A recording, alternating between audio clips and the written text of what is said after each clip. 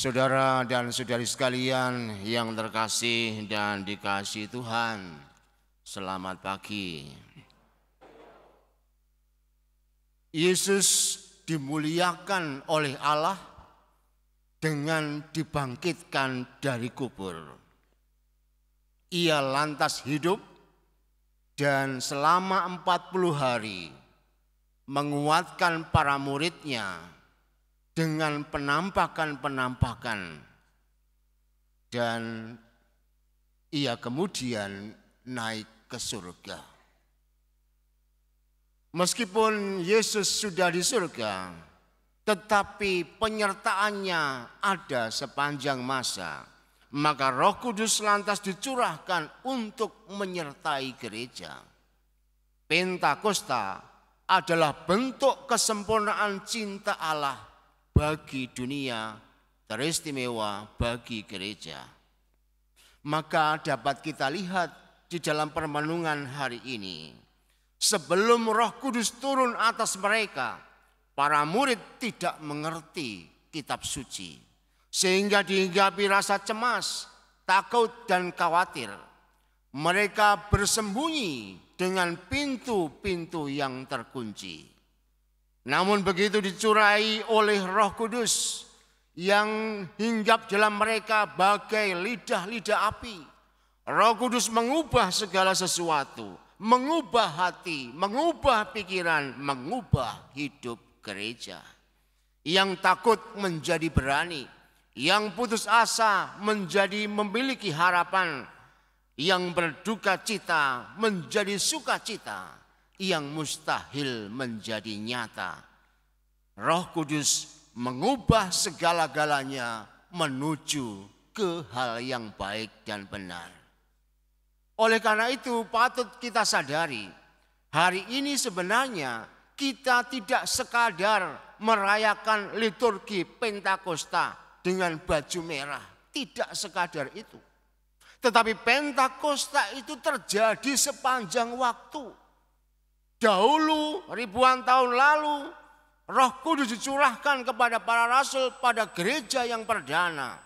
Sekarang Roh Kudus pun dicurahkan kepada gereja masa kini.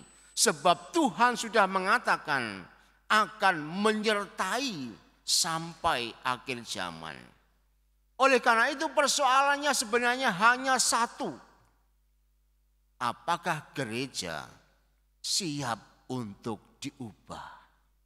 Itulah pertanyaan paling fundamental ketika kita hari ini merayakan sekaligus mau menerima Roh Kudus. Acap kali kita ini meminta Roh Kudus kepada Tuhan. Tuhan, turunkanlah Roh Kudus. Turunkanlah Roh Kudusmu itu kepada gerejamu. Namun kita ternyata tidak mau diubah. Kita masih bertahan dengan pola hidup yang lama. Padahal Roh Kudus itu selalu membuat perubahan. Tapi begitu mau diubah, kita tidak mau berubah.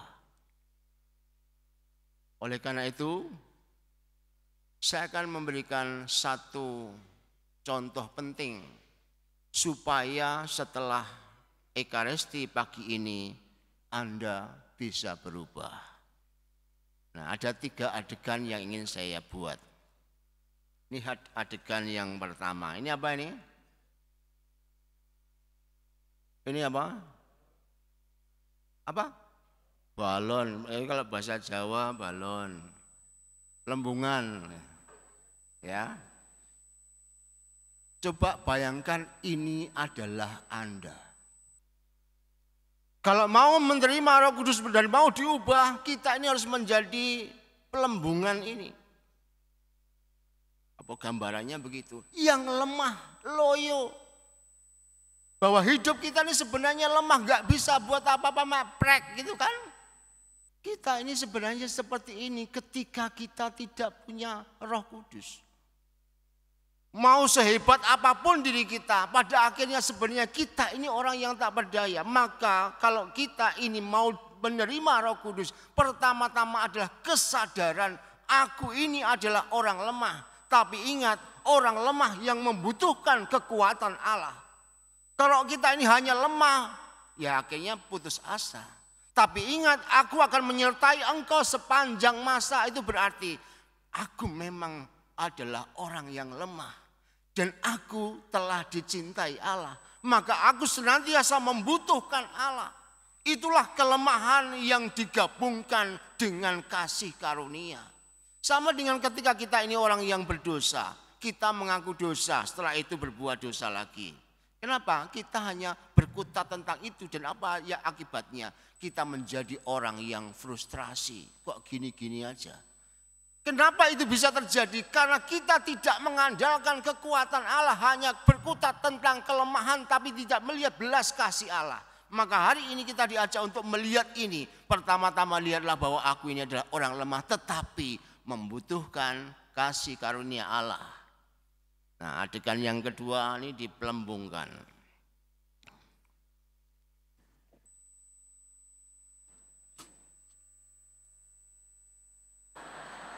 Pelan-pelan. Memang orang MKK kan sulit dipelembungkan kan? Nah, seperti kalian itu.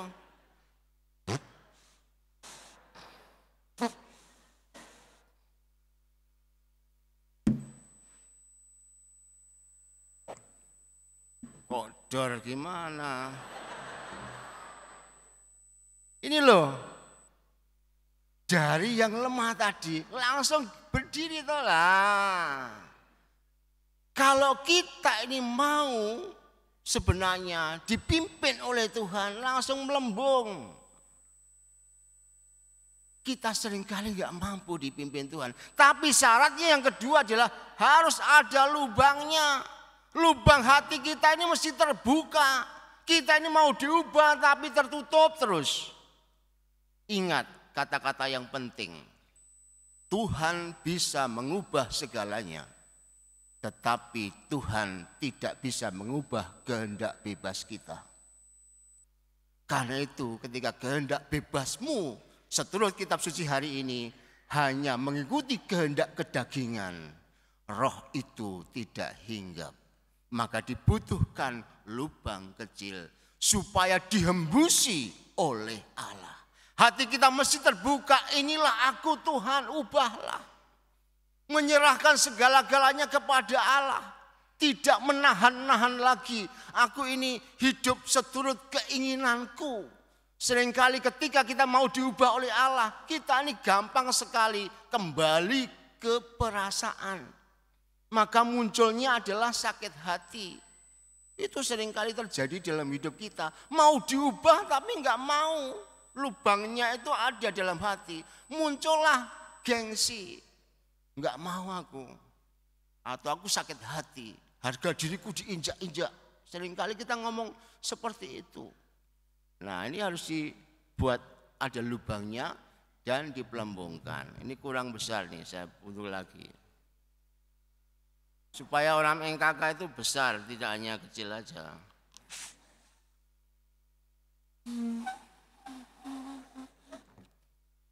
Itu tanda saya sudah mulai tua, nyebul aja nggak kuat ya. Nah, terakhir adegan terakhir, supaya Anda pulang nanti itu benar-benar diutus. Balon ini akan saya lepaskan. Kira-kira kemana dia pergi? Hah? Kemana? Pertanyaan jebakan ini. Ketika aku dicurai oleh Roh Kudus, kemana aku diutus? Enggak usah ngatur-ngatur, biar Tuhan ngatur hidup kita.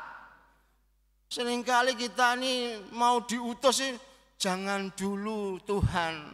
Anakku masih kecil-kecil, kamu masih bilang begitu. Ketika enggak diberi anak, protes kamu. Ketika dikasih anak masih kecil-kecil, jangan jadi ketua lingkungan, kan gitu seringkali.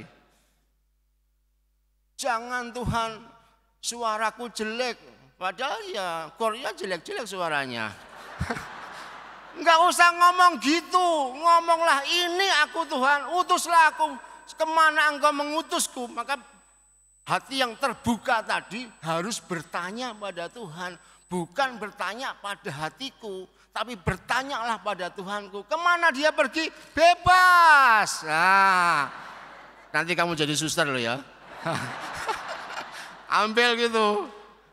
Coba kamu simpan, ingat-ingat kamu jadi suster ya. Jadi kita mesti terbuka dan membiarkan Tuhan menuntun kita seperti Teresa Kalkuta misalnya. Dia ingin jadi pena, biarkan Tuhan menuliskan kehidupanku. Atau seperti Teresa dari kanak-kanak Yesus, sebagaimana bola, biarkan Tuhan menendangku kemanapun aku harus ditendangnya. Yang penting hidupku menjadi kesukaan bagi Tuhan. Semoga Pentakosta ini benar-benar menembus hati kita. Amin.